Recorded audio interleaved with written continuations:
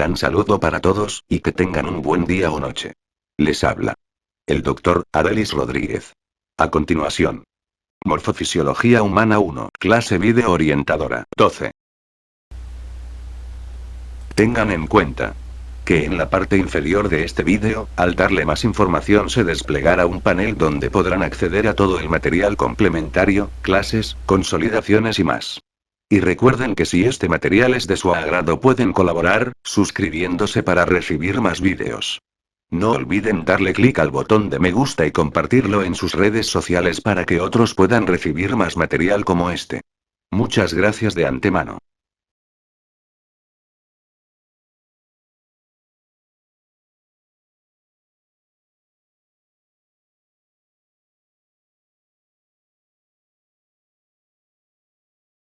Queridos estudiantes y profesores, nuestros saludos para todos y sean bienvenidos a la actividad orientadora de hoy. En la clase anterior abordamos las principales transformaciones que experimenta el huevo para llegar a constituir un embrión, así como el proceso de formación de la placenta. En la presente actividad será abordado el desarrollo y crecimiento fetal, así como su evaluación, las malformaciones congénitas y su diagnóstico prenatal. Al terminar el estudio de estos contenidos, serán capaces de explicar el desarrollo embriofetal normal y patológico, teniendo en cuenta las repercusiones favorables o adversas de los determinantes fetales, maternos y placentarios, y el uso de los medios diagnósticos para la evaluación del crecimiento y desarrollo del feto. El período fetal se extiende desde el comienzo de la 9ª semana hasta el nacimiento. Se caracteriza por la maduración de los tejidos y órganos y el rápido crecimiento del cuerpo. La longitud fetal suele expresarse como longitud vértice-nalga o por la longitud vértice-talón. Esta medida es menos útil por la dificultad de enderezar al feto. Las mismas se expresan en centímetros y se relacionan con la edad fetal expresada en semanas o meses lunares. Una de las modificaciones más notables que tiene lugar durante la vida fetal es el crecimiento relativamente más lento de la cabeza en comparación con el resto del cuerpo. Al inicio del 3er mes, la cabeza constituye aproximadamente la mitad de la longitud vértice-nalga. Al comienzo del 5º mes, 1/3, y en el momento del nacimiento, aproximadamente 1/4 de la longitud vértice-talón. Por lo que con el tiempo, el crecimiento del cuerpo se acelera, mientras que el de la cabeza se torna más lento. Al inicio de la 9ª semana, la cara del feto es ancha, los ojos están muy separados, y la implantación de las orejas es baja. Es notorio el gran volumen del hígado en esta etapa, y cómo hacia la semana 11 no se observa la hernia del intestino medio en el extremo proximal del cordón umbilical. Durante el 3er mes, el feto crece rápidamente, llegando casi a duplicar su talla, y la mayor parte de los segmentos del cuerpo alcanzan las posiciones fetales definitivas. Sin embargo, la cabeza es aún relativamente grande y redonda. Observen en esta imagen ultrasonográfica cómo al final de la semana 12 la cara adquiere aspecto más humano. La frente es alta y prominente por el ensanchamiento de toda la región facial. Los ojos, antes orientados lateralmente, se localizan en la superficie ventral de la cara. Los párpados se han fusionado, cerrándose los sacos conjuntivales.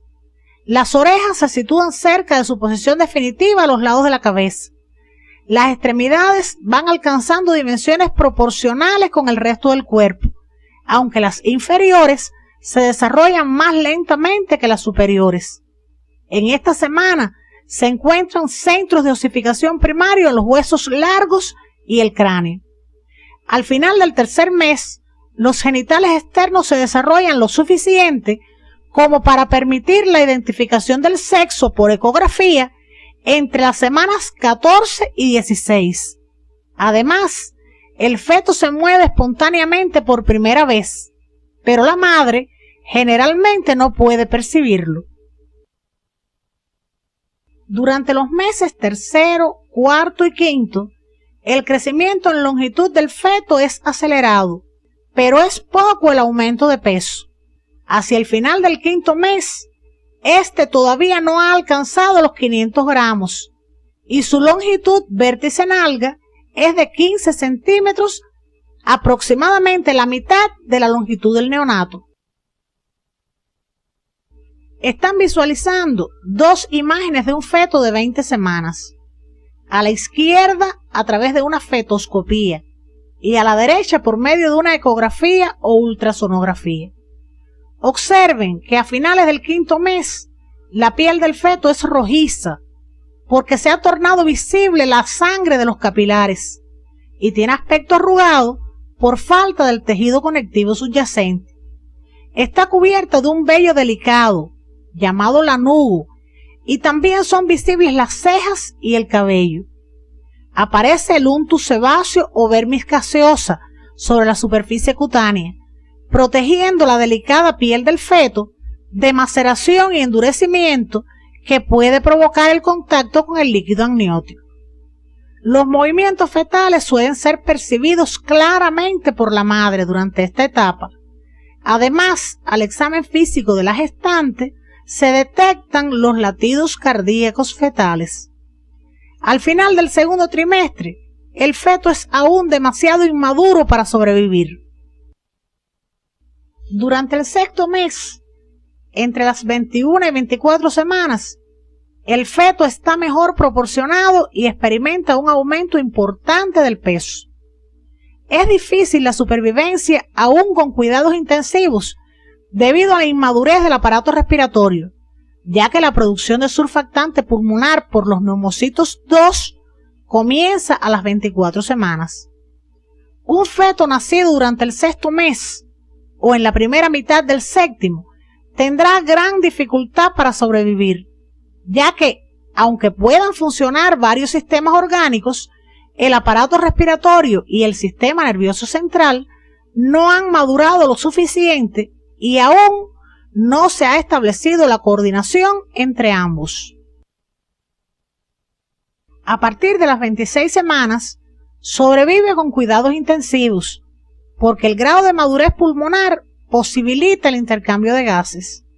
Además, el sistema nervioso central maduró hasta la etapa en que puede coordinar los movimientos respiratorios rítmicos y controlar la temperatura corporal.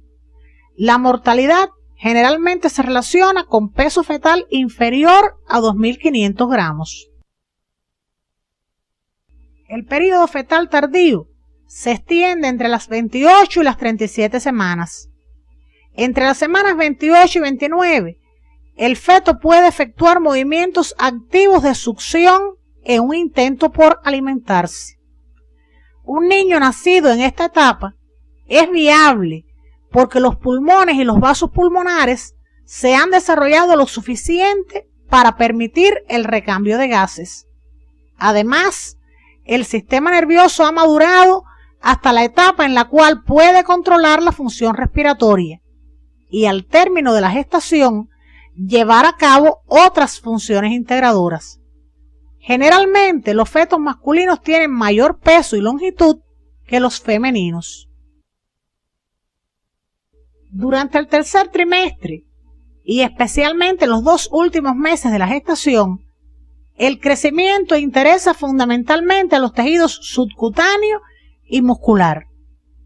Al final de este periodo, la piel es rosada y lisa, y los brazos y piernas tienen aspecto regordete. Los caracteres sexuales son notables, y los testículos deben estar en el escroto, ya que el descenso comienza entre las 28 y las 32 semanas. Por ello, es normal que los varones nacidos prematuramente no presenten testículos en las bolsas escrotales. Hacia el final de esta etapa, el feto es rollizo. Desaparece el lanugo, excepto en la región escapular. El tórax se ensancha y crece la región infraumbilical. Hacia el final de la vida intrauterina, la piel está cubierta uniformemente por el unto sebáceo, sustancia grasosa, blanquecina, constituida por una mezcla de productos de secreción de las glándulas sebáceas con células epiteliales descamadas. Observen en este recién nacido el unto sebáceo que recubre su piel y el pelo de la cabeza más grueso y largo que el lanugo, el cual comienza a desaparecer. El cráneo tiene mayor circunferencia que cualquier otra parte del cuerpo, lo que es importante para su paso por el canal del parto. El momento apropiado para que ocurra el nacimiento es entre las 37 y 42 semanas, considerando que el feto está a término. En ocasiones, el nacimiento ocurre antes de las 37 semanas. Se dice entonces que es un nacimiento pretérmino. Cuando se produce después de las 42 semanas, se considera postérmino. La madurez orgánica y tisular se evidencia en la capacidad funcional progresiva del feto para su adaptación a la vida extrauterina. La maduración se produce en todos los sistemas, pero la del sistema respiratorio es vital, por ser el pulmón un órgano crítico en la adaptación del feto a la vida postnatal. La semana 34 representa el momento a partir del cual se considera la función renal, con una madurez suficiente para adaptarse a las condiciones de vida fuera del claustro materno. La maduración digestiva comienza desde la semana 14, con los movimientos de deglución que efectúa el feto, y al nacimiento se ha alcanzado un nivel de madurez de los sistemas enzimáticos necesarios para la digestión de la leche. La maduración del sistema nervioso es progresiva. Desde los meses tercero y cuarto se establece la mayor parte de los reflejos periféricos del feto, iniciándose las coordinaciones con los sistemas respiratorio y endocrino necesarios para la supervivencia. Sin embargo, algunas de las características morfofuncionales más importantes del sistema nervioso central no han culminado al momento del nacimiento. Por ejemplo, la mielinización de algunas vías principales no completan su formación hasta el año de vida. Como hemos visto, el desarrollo fetal se caracteriza por patrones secuenciales de crecimiento y maduración orgánica. El mismo está influenciado por factores maternos, placentarios y fetales. Cuando las condiciones son óptimas, estos factores regulan la capacidad potencial de crecimiento y maduración fetal, y el resultado final es un niño que nace a término en un parto fisiológico y con capacidad adecuada para adaptarse desde el punto de vista cardiopulmonar y metabólico a las condiciones que impone la vida extrauterina. En otras ocasiones, cuando se afectan los determinantes del crecimiento, sean fetales, maternos o placentarios, el desarrollo del feto es inadecuado y al momento del nacimiento, sus posibilidades de adaptarse a la vida extrauterina están disminuidas, requiriendo en muchas ocasiones de apoyo médico para sobrevivir. Entre los factores maternos se encuentran la edad, siendo las edades extremas desfavorables al desarrollo fetal. El estado nutricional materno, que se evalúa atendiendo al peso y a la talla. Es importante el seguimiento de la ganancia de peso en el curso del embarazo, prestando especial atención a las gestantes bajo peso y a las obesas. El estado de salud de la madre es un factor importante. La presencia tanto de enfermedades crónicas como agudas afectan de una u otra forma el desarrollo del feto. Entre las crónicas se destacan la hipertensión, las cardiopatías, la epilepsia, la diabetes y otros trastornos endocrinos. Entre las agudas tienen mayor incidencia las de causa infecciosa. Los hábitos tóxicos como el tabaquismo, el consumo de alcohol u otras drogas dejan su huella negativa en el feto. Unos, como el cigarro, afectan el peso. Otros producen malformaciones, como en el síndrome de alcohol fetal que están observando en la imagen. Los factores socioeconómicos deben ser valorados, teniendo en cuenta que el hombre es un ser biopsicosocial. Si los mismos son adversos, propician en la madre la desnutrición, la promiscuidad y la adicción a drogas, entre otros. El embarazo precoz, la paridad y los periodos intergenésicos cortos también constituyen factores adversos a considerar. Los factores genéticos del feto determinan su desarrollo a favor de un producto sano con buena vitalidad o a la presencia de alteraciones específicas, como es el caso de la trisomía 13 que están observando. El sexo masculino, por lo general, presenta valores de peso y talla superiores al sexo femenino en los diferentes periodos del desarrollo. Los embarazos gemelares tienen una tasa de mortalidad perinatal elevada, una tendencia al parto prematuro y generalmente los recién nacidos presentan talla y peso inferior a los nacidos de partos únicos. En muchos casos, un gemelo tiene mayor tamaño que el otro. El sistema endocrino fetal juega un importante papel en su diferenciación y crecimiento. Por lo tanto, alteraciones en este sistema interfieren en su desarrollo. Las infecciones que adquiera el feto pueden provocar retardo en el crecimiento, malformaciones congénitas y hasta la muerte. El deterioro de la circulación placentaria reduce la capacidad de intercambio de nutrientes y gases y consecuentemente afecta el desarrollo del feto. Alteraciones de la madre que modifican el flujo sanguíneo, como la hipotensión grave, la hipertensión, la diabetes y las nefropatías, interfieren en el intercambio placentario y en el normal crecimiento del feto.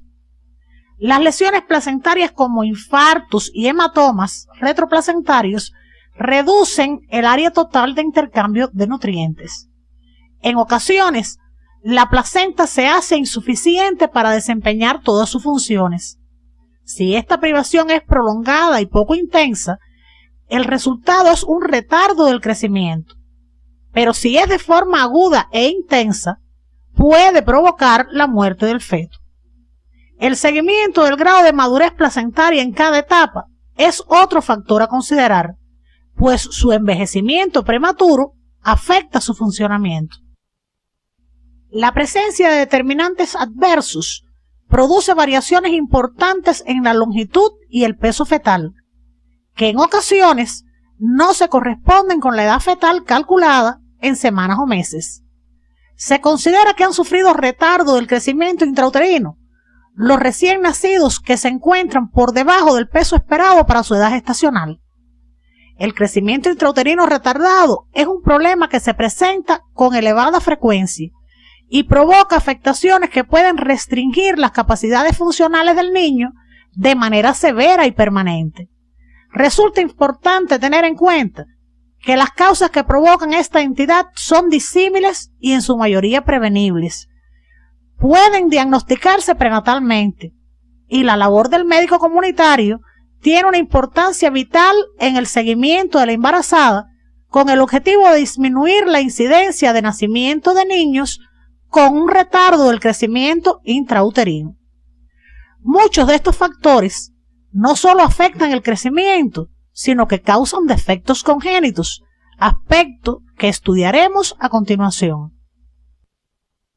Aunque los términos de defectos, malformaciones y anomalías congénitas se han utilizado indistintamente, actualmente se han definido como defectos congénitos los trastornos estructurales de la conducta, funcionales y metabólicos que se encuentran presentes en el momento del nacimiento.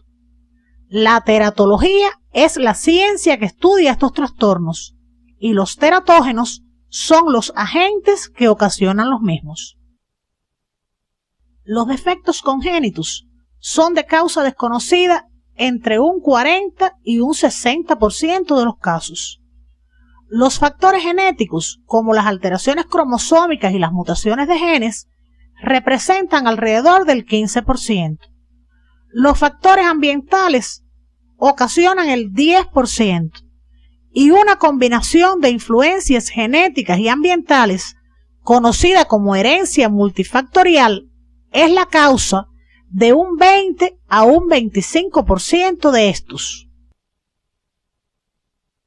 Los factores genéticos causantes de defectos congénitos se relacionan con aberraciones cromosómicas en las que pueden afectarse el número de cromosomas o la estructura de los mismos.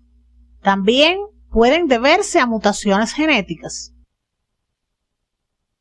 Los factores ambientales intrauterinos y extrauterinos son causantes de defectos congénitos y entre ellos se destacan los agentes mecánicos como malformaciones y tumores del útero grávido, oligoamnios y bridas amnióticas, los agentes físicos como las radiaciones o la hipertermia. Entre los factores biológicos encontramos determinados agentes infecciosos como citomegalovirus, toxoplasma, treponema y el virus de la rubeola, que afectan a la madre y secundariamente al feto.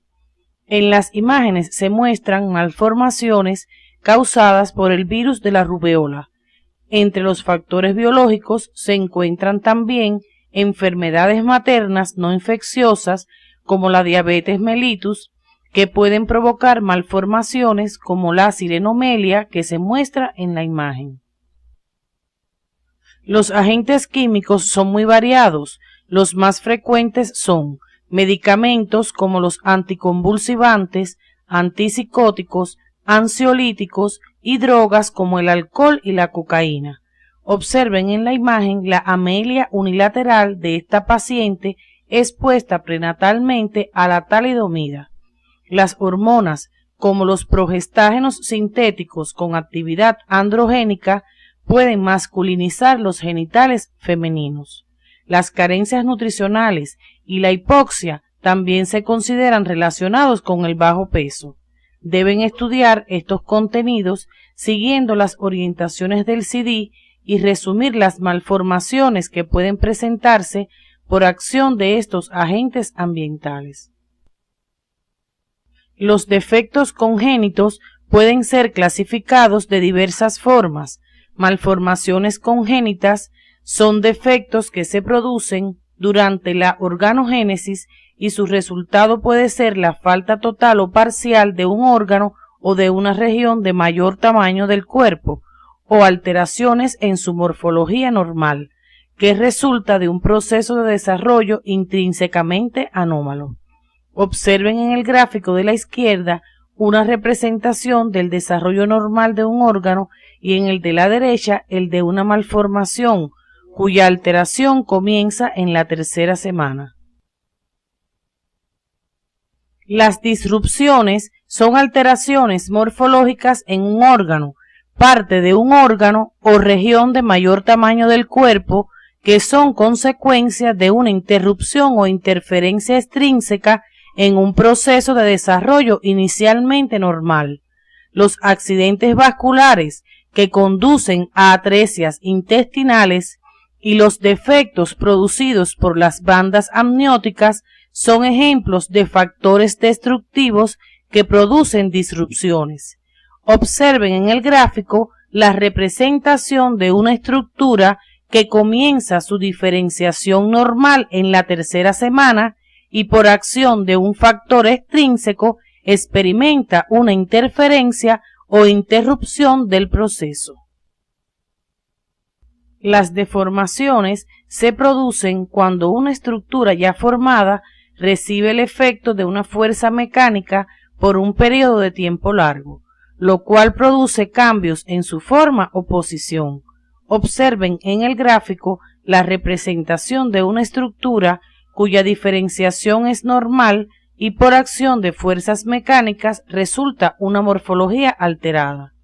Estas alteraciones con frecuencia afectan al sistema musculoesquelético y pueden ser reversibles en el período postnatal. Un ejemplo de deformación es el pie baroequino, que puede producirse, entre otras causas, por compresión uterina asociada al oligohidramnios. El riesgo de recurrencia para deformaciones es bajo, a menos que la causa persista, como es el caso del útero bicorne. A manera de resumen, observen la siguiente secuencia gráfica donde se representan estos procesos.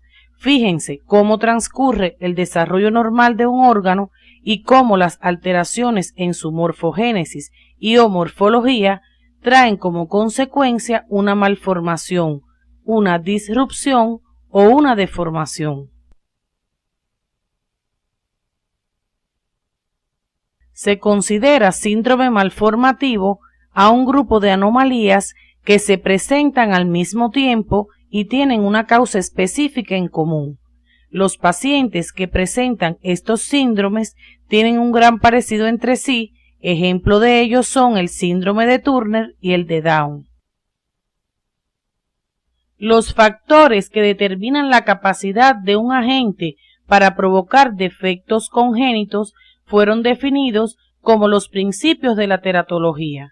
Estos principios básicos deben tenerse en cuenta al estimar la probabilidad de afectación en un embarazo y plantean que la susceptibilidad a un agente teratógeno depende del genotipo del producto de la concepción y su interacción con el ambiente, así como del genotipo materno y su relación con el metabolismo de los fármacos y la resistencia a las infecciones. La susceptibilidad varía según la etapa en que se encuentra el desarrollo prenatal en el momento de la exposición. El período más sensible para que se produzcan malformaciones es de la 3ª a la 8ª semana. Las manifestaciones de desarrollo anormal dependen de la dosis y el tiempo de exposición a un teratógeno. Estos actúan de manera específica en un aspecto del metabolismo celular y los tejidos en desarrollo, provocando una embriogénesis anormal. Las manifestaciones de desarrollo anormal producto de la acción de los teratógenos son retardo del crecimiento, malformaciones, trastornos funcionales o la muerte.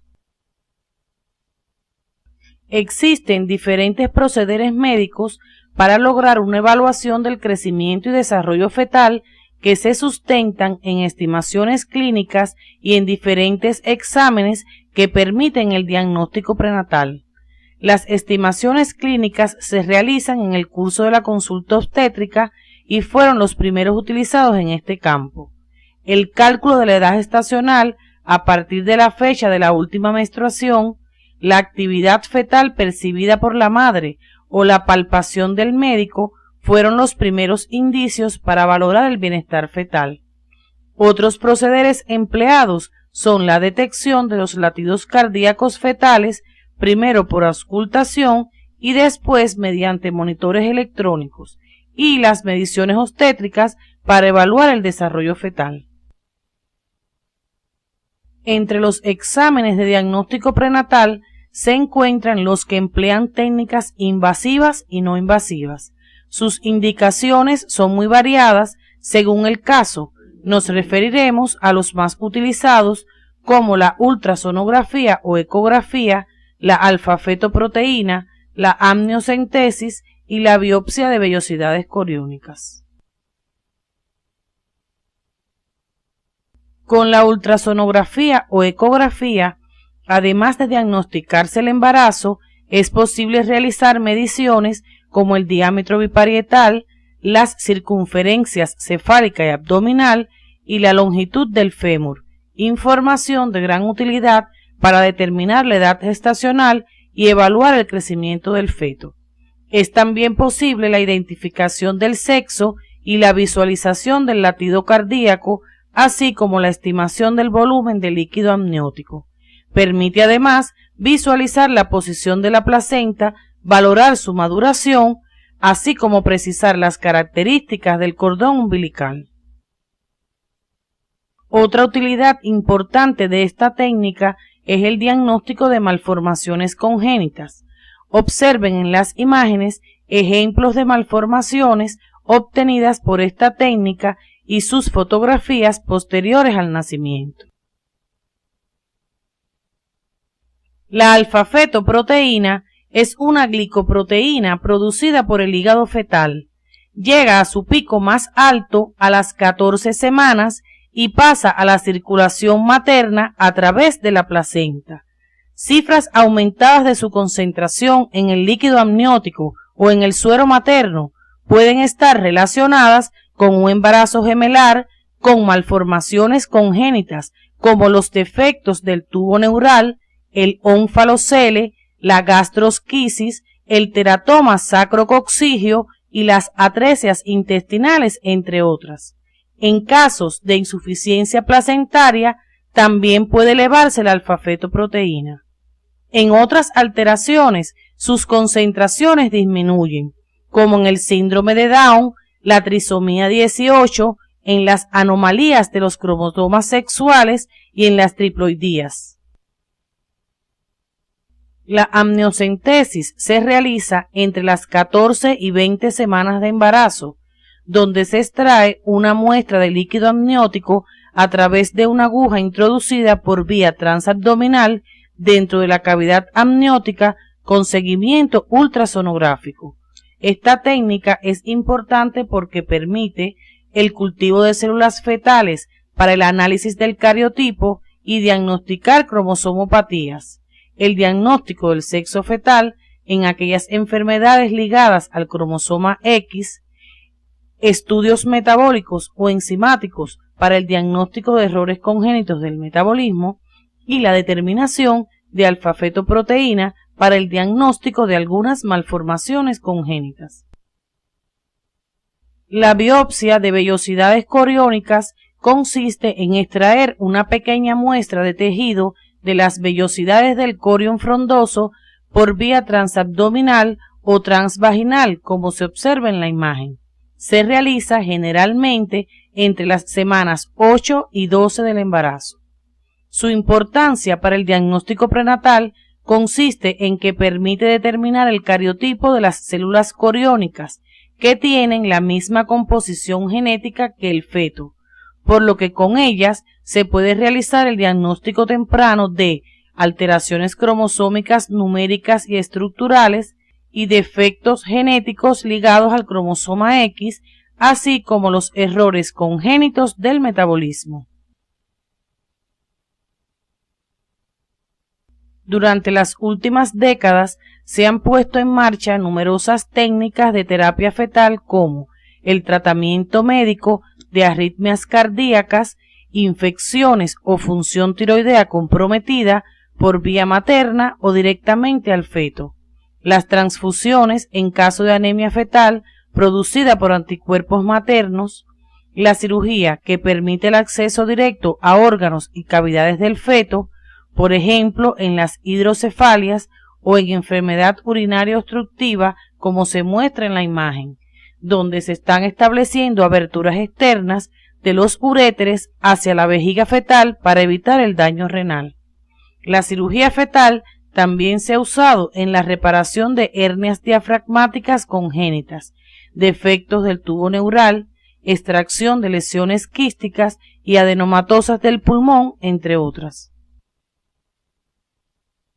Al finalizar la actividad de hoy, arribamos a las siguientes conclusiones. El periodo fetal se extiende desde la 9ª semana de gestación hasta el nacimiento y se caracteriza por el rápido crecimiento del cuerpo y la maduración de los sistemas orgánicos. El crecimiento en longitud es notable del 3er al 5º mes, mientras que el aumento de peso es mayor en los 2 últimos meses. El crecimiento y desarrollo fetal están determinados por factores maternos, fetales y placentarios. El feto es más viable mientras más cercano al término de la gestación se produzca el nacimiento. El periodo más susceptible a la acción de los diversos agentes teratógenos es el de la organogénesis, aunque ningún periodo de la gestación está exento de riesgo. La utilización de procederes médicos favorece el seguimiento y evaluación del desarrollo prenatal y el diagnóstico y tratamiento de algunas alteraciones fetales. En la actividad de hoy abordamos el desarrollo y crecimiento fetal, así como las malformaciones congénitas y los medios del diagnóstico prenatal para favorecer el diagnóstico precoz de los defectos congénitos. En la próxima actividad se orientará el estudio de las características morfofuncionales de los tejidos básicos, destacando el epitelial y el conectivo y sus variedades.